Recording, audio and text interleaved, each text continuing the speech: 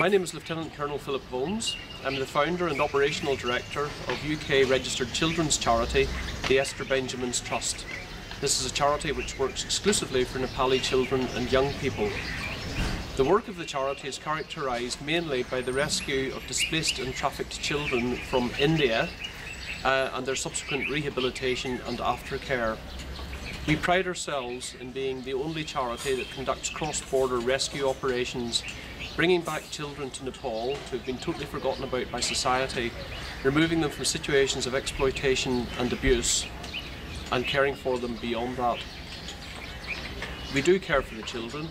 We're currently looking after 130 children in our refuge here in Kathmandu, children who are at risk in that if they were sent back to families who trafficked them to India in the first place, they would be re-trafficked. For older returnees, we provide skills training, we provide education. This is part of our stock and trade. In September 2011, we conducted a rescue on the Michael Job Centre, which is in Coimbatore, Tamil Nadu, South India.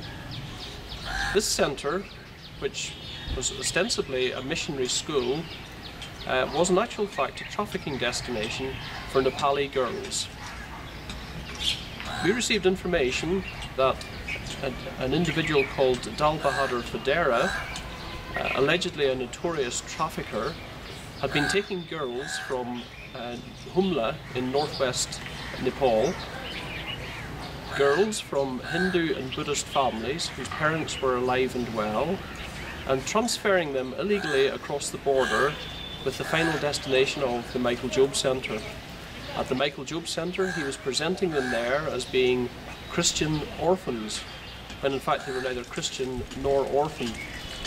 The centre was then changing their names to Western names, changing their religion to Christianity, and giving them what was on the face of it a good education in terms of, it was an English medium school, they were being well educated in academic subjects. However, there was a different agenda. The real agenda was that Dr. Job was bringing these girls up as his daughters rather than students, and he was aiming to turn them into missionaries so that as adults they could return to the countries they came from with, as he put it, a Bible in one hand and a college degree in the other. Thereby, these young women could follow in his footsteps as an international evangelist. This very sinister agenda which he was operating represented a total abuse of child rights. Children have a right to a nationality, they have a right to identity, they have a right to a name, and they have a right to live with their families. But he trampled over those. We went to the centre, we brought the girls back. We did this in conjunction with the Nepali authorities and the Indian authorities. We went there with a letter of support from the Nepal embassy in Delhi. The rescue was conducted not by us, but by the Child Welfare Committee in Coimbatore itself. And our organisation acted as the instigator and the escort for bringing the children back to Nepal. Once back in Nepal, our plan was to reintegrate the children with their families, provide for their long-term education, and that was something that was anticipated in advance of the rescue. The rescue itself was conducted also with 2 family members who joined us on the trip. We went there to collect 4 girls. We came back with 23. This was an outcome we had expected because this is something that has happened to us in the past on circus rescues. We have gone to Indian circuses in the past to retrieve trafficked children who were there as performers, and in the circus you would find time and again girls that we had not gone looking for would say, "What about us? Can we come back too?" We went there.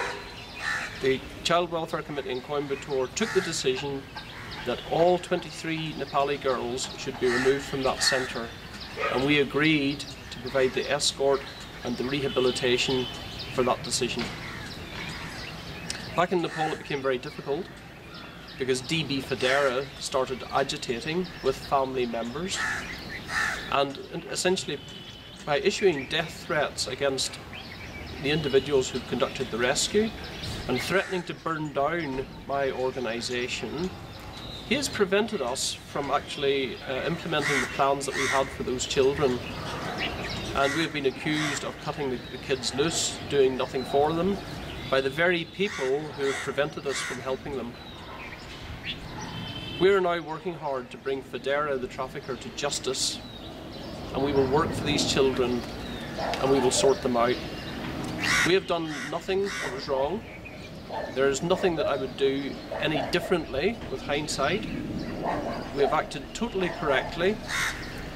We have been on the receiving end of a vicious media campaign that has been orchestrated by Phadera himself. But we will come through this, the truth will come out, and we'll be vindicated. And the children that we have brought back from India will be sorted out extremely well, and they will be close to their families, which is where they should have been in the first place.